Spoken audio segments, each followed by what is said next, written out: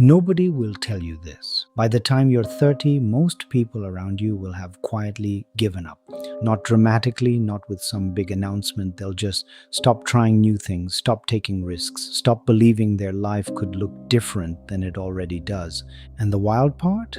Almost none of them will notice it happening.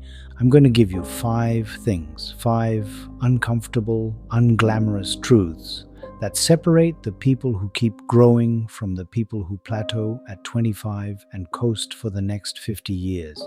None of this is motivational poster fluff. Some of it might actually annoy you. Good.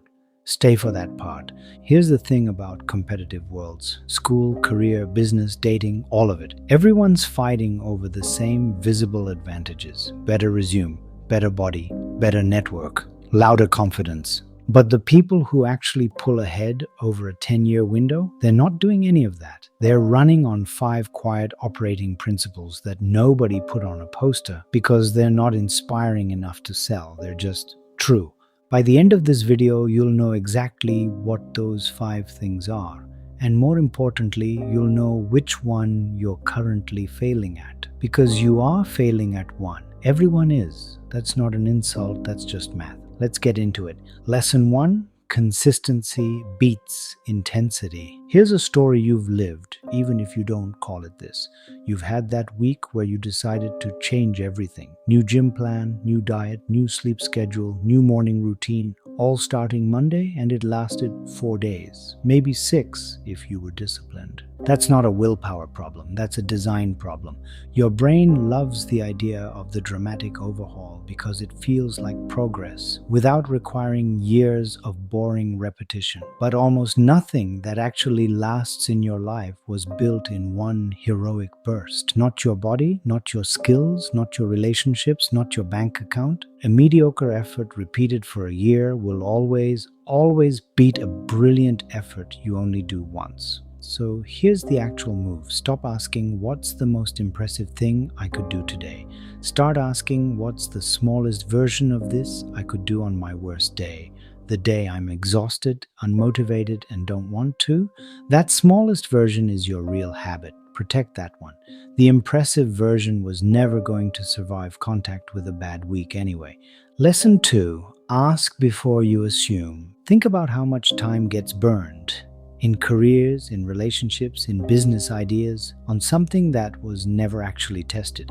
Someone spends 8 months building a product nobody asked for.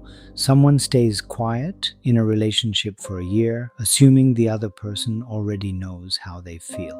Someone avoids applying for a job because they've already decided in their head that they're not qualified, without a single person ever telling them that. Every one of those is the same mistake wearing a different costume, acting on an assumption instead of checking it. And here's why we do it. Asking is uncomfortable. Asking means someone might say no, might say that's not good enough, might reveal something you didn't want to know. So instead we guess, we assume. We protect ourselves from a 5-minute uncomfortable conversation by paying for it later with months of wasted effort. The fix is almost insultingly simple. Before you spend a month building on an assumption, spend 5 minutes testing it. Ask the actual customer. Have the actual conversation. Check the actual number. It will feel small and unheroic in the moment. It will save you from the single most common form of wasted human effort.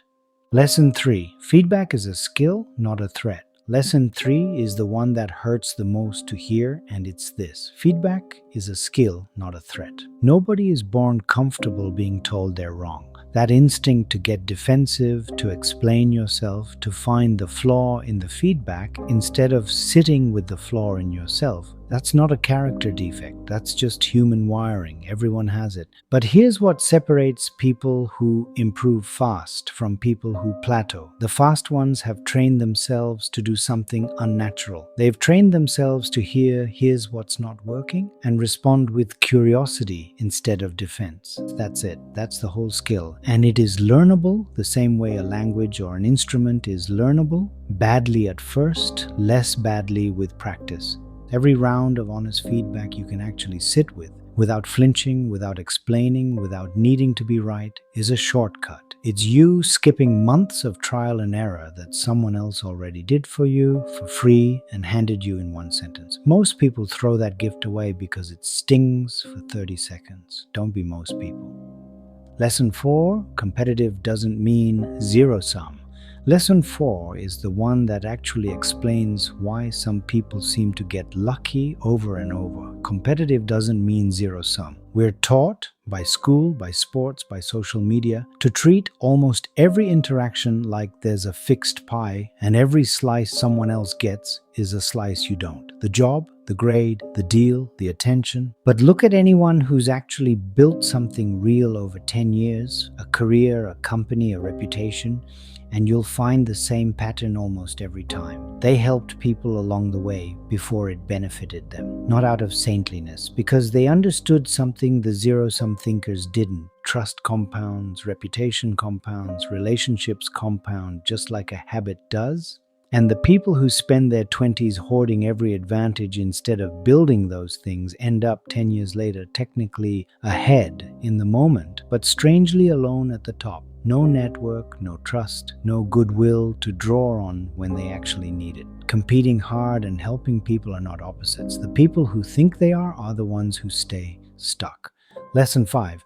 Your 20s are a foundation, not a countdown.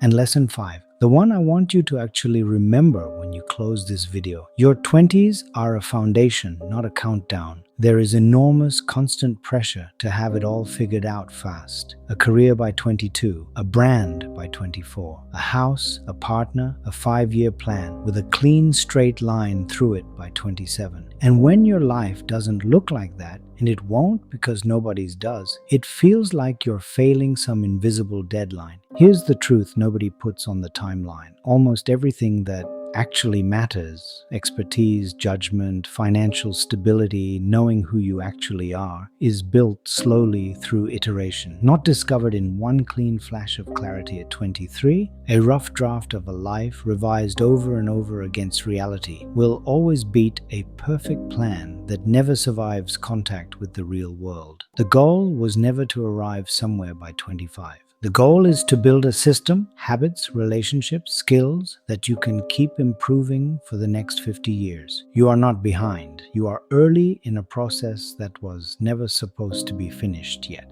So here's the only ask I have. Pick one of these 5. The one that stung the most while you were watching. That's the one you're actually failing at right now. Go do something about that one. Today, not Monday. If this hit you, subscribe. I'm putting out a video like this every week, and the next one goes even deeper on T's next topic. And drop a comment telling me which of the 5 hit hardest. I read everyone, and honestly, that's how I decide what to make next. I'll see you in the next one.